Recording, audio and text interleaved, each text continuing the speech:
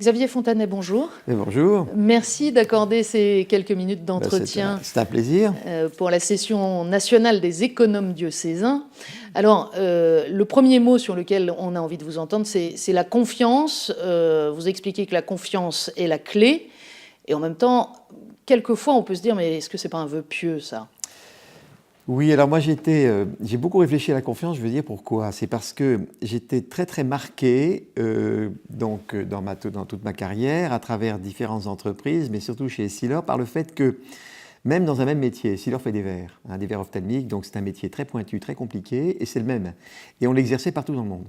Et ce qui me frappait, c'est que la même entreprise, avec les mêmes recrutements, les mêmes technologies, les résultats étaient très très différents suivant les pays. Et la raison la plus importante, c'était les climats de confiance. Il y avait des filiales dans lesquelles il y avait une ambiance extraordinaire, puis d'autres dans lesquelles ça n'allait pas. Et que ce climat de confiance, c'était l'élément qui expliquait la différence entre la bonne et la mauvaise marche.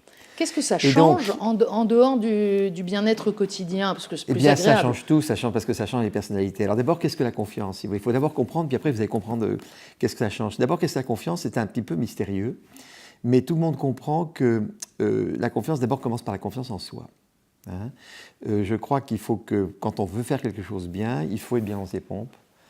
Donc ce n'est pas de l'arrogance, mais c'est de la confiance, la douce confiance en soi. Ensuite, il faut avoir confiance dans les autres, parce qu'on ne travaille jamais seul. Il n'y a pratiquement pas de cas dans lesquels on n'a pas de collaborateurs ou de collègues, et donc, ou de boss. Et donc, en fait, il faut avoir confiance dans l'autre. Et personnellement, c'est quand les gens m'ont fait confiance que j'ai pris confiance en moi. Et je sais très bien que quand j'accorde ma confiance, en fait, ça fait grandir les gens. Et donc, il faut avoir aussi la notion de la confiance dans l'autre. Et tout le monde ne l'a pas. Il y a beaucoup de gens qui sont capables de travailler que sur un univers qu'ils contrôlent. Ils ont beaucoup de mal à travailler en réseau. Donc ça, c'est un deuxième travail à faire pour aider les gens à avoir confiance dans les autres. Et puis, troisièmement, c'est là où c'est vache, c'est que ça ne s'arrête pas à la confiance en soi et dans l'autre, il faut avoir confiance dans la stratégie. Alors moi, je dis ça parce que je viens de l'entreprise et tout mon vécu, c'est le vécu de l'entreprise. Mais quand vous avez des gens intelligents, et tout le monde est intelligent, vous n'arrivez à créer le climat de confiance que quand le but lui-même est bon. Parce que si vous envoyez les gens dans le décor, ils le savent très bien. Et à ce moment-là, vous êtes incapable de les piloter. Donc la confiance, c'est une espèce de mystère. Alors c'est un miracle parce que ça existe. Bon, on va dire que c'est un mystère ou un miracle. Bon, il faut avoir les trois. Donc voilà la clé. Alors on a travaillé beaucoup d'entreprises, on travaille beaucoup par objectif. Une entreprise chaque année, on a des budgets. Alors moi, je ne suis pas du tout un financier. C'est pas mon genre. Moi, mon genre, c'est la conquête des marchés, c'est la vente. Donc c'est pas du tout ça. Mais je passais toujours beaucoup de temps à faire les budgets. Pourquoi ? Parce que le budget vous permet chaque année de savoir quels sont les grands objectifs à atteindre. En général, une entreprise, d'ailleurs, elle a une somme de projets, une somme d'objectifs à réaliser. Et donc, le budget permet de s'assurer que chaque personne de la division, de l'entreprise, sait très bien ce qu'elle a à faire. Donc, ça suppose déjà qu'elle a un bon organigramme, qu'il soit bien fichu, avec des responsabilités claires. Donc, le mot responsabilité, moi, vous verrez, il vient tout le temps. Et puis, vous avez coupé tout le fonctionnement de l'entreprise pour l'année, vous l'avez coupé un certain nombre de tâches. Avec, en général, on met une personne en face de chaque tâche. Très dangereux de partager à deux. Moi, je dis toujours qu'il vaut mieux avoir un mauvais général que deux bons. Parce que deux bons vont se battre alors qu'un mauvais, il n'y en aura qu'un seul. Donc l'unité de commandement ou de responsabilité, pour moi, c'est essentiel. Alors après, c'est s'assurer que chaque personne en début d'année sait exactement ce qu'on attend d'elle. Vous avez dit deux choses, le mot projet et un organigramme bien fichu. Est-ce que vous pouvez expliquer un peu ça ? Ah oui, alors l'organigramme bien fichu, c'est que chacun a des responsabilités, si vous voulez, en général. Et il ne faut pas... Les dualités de responsabilités, moi, je sais que c'est toujours très difficile. Parce qu'à ce moment-là, on ne sait plus qui est le chef. Alors, c'est tout le problème de la responsabilité partagée. Alors, moi, je ne suis pas socialiste. Alors, tout le monde peut être socialiste, mais le gros danger du socialisme, c'est que personne ne fait d'erreur. Vous voyez, par exemple, pour les entreprises aujourd'hui, vous avez vu Areva, c'est une catastrophe absolue. Ah ben, il n'y a personne qui est responsable. Parce que les patrons ont changé, parce que quand il y a un patron qui était en charge, le gouvernement disait un truc. Quand il n'y a pas une responsabilité, et pour moi une responsabilité c'est une personne, les affaires ne marchent pas, si vous voulez. Donc moi, je pense qu'il faut au contraire s'organiser pour que toute l'activité du département, de l'entreprise ou du diocèse, en fait, ce soit une somme de projets. Avec sur chaque projet quelqu'un qui, on va dire, c'est le chef. Parce que, si vous voulez, la personnalité, il faut tout voir comme un progrès. Donc, pour moi, les personnalités se développent dans la prise de responsabilité. hein. L'être humain, si vous voulez, c'est fait comme ça. Il grandit quand il a pris une responsabilité. Alors quand vous prenez une responsabilité, ben, soit ça marche ne marche pas. Donc quand ça marche, il faut récompenser. Et moi je pense que pas récompenser, c'est extrêmement grave. Hein, parce que c'est priver quelqu'un de quelque chose qu'il mérite. Hein. Et donc, il faut récompenser quand ça marche. Alors, ce n'est pas forcément de l'argent, d'ailleurs. Hein. Ça peut être de l'argent, mais ça peut être de la promotion, de la considération. Alors, soyons pratiques, c'est de l'argent et de la promotion. Hein. Bon. Mais, donc, c'est ça qui compte. Et alors, par contre, l'échec est très intéressant. Parce que quand il y a un échec, si vous voulez, vous apprenez plus d'un échec que d'un succès. Mais pour que l'échec soit pédagogique, il faut que l'objectif ait été clair. Hein. Alors on verra, ce n'est pas de la pression. Hein. Quand il y a une bonne ambiance, on prend ses responsabilités parce que c'est sa façon de porter l'ensemble. Vous voyez, je dis toujours, il faut que chacun porte un bout de la croix. Vous savez, quand vous portez une table, il faut que chacun porte un poids égal. Il ne faut pas qu'il y en ait deux qui portent tout, puis les autres qui ne portent rien. Vous voyez, bon. Donc ça, on comprend bien. Donc la prise de responsabilité, c'est chacun qui, dans son domaine, porte la charge. Hein. Chacun. Bon. Et quand c'est bien fait, là, vous avez automatiquement, vous progressez, parce que si ça marche, vous progressez, et si ça rate et qu'on vous apprend de l'erreur, vous progressez aussi.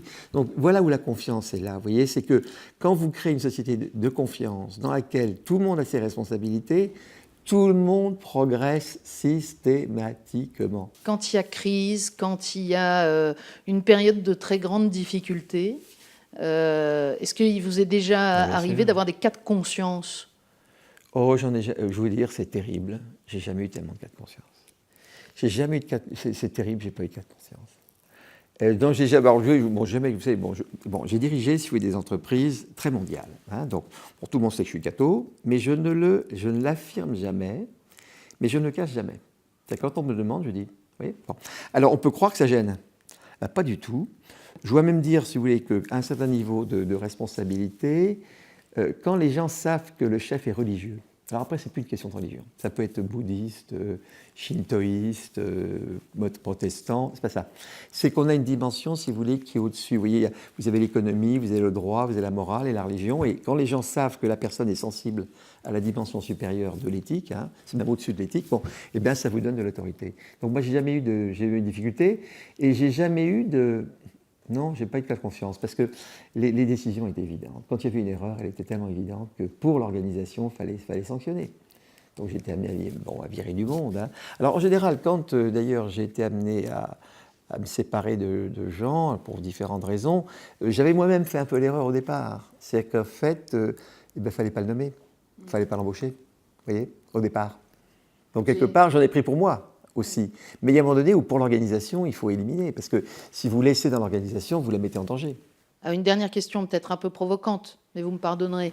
Dans la doctrine sociale de l'Église et dans les textes de l'Église, qui n'est pas très libéral, vous le savez, il y a un mot... Le mot libéral, je ne sais pas ce que c'est. Ultra-libéral au sens où on l'entend aujourd'hui dans les médias, disons. Vous êtes un grand patron, vous êtes un conquérant. Oui. Vous aimez la conquête. Ah oui. Non, j'aime bien la concurrence.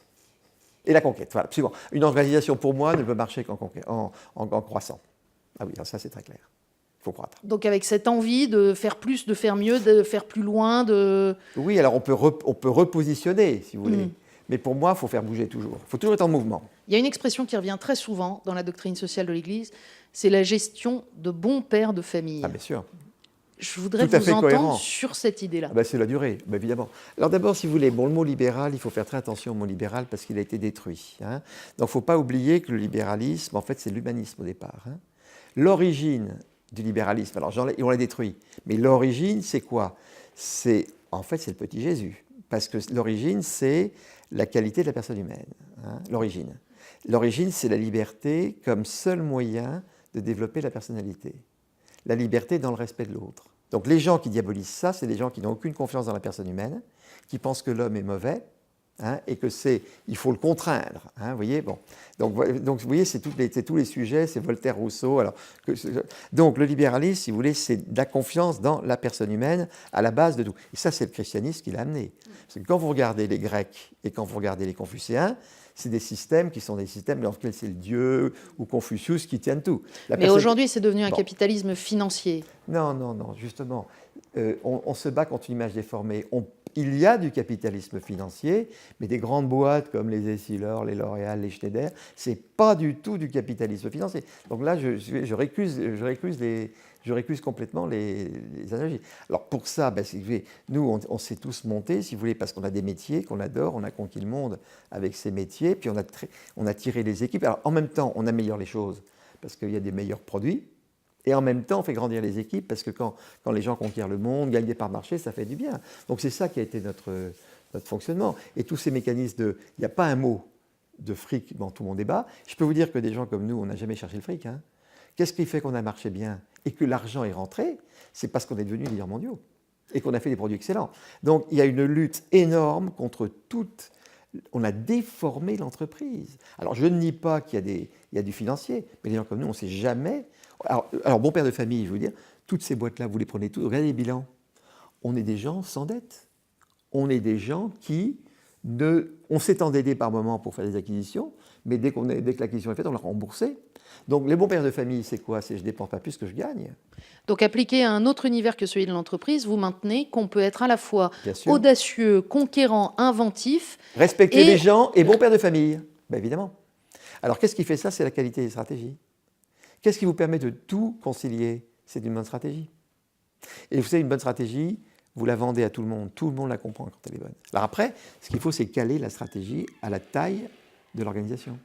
Il ne faut pas lui en faire trop, parce qu'à ce moment-là, ben, elle n'a pas les moyens et fait faillite. Et puis, il faut faire suffisamment pour saturer les talents, vous voyez? Parce que si vous donnez moins aux gens que les talents qu'ils ont, ben, vous les perdez. Ils vont ailleurs, vous voyez? Donc voilà, moi j'ai vécu dans ce monde, donc c'est tout ça. Mais je vous assure, bon, c'est le vécu. Hein.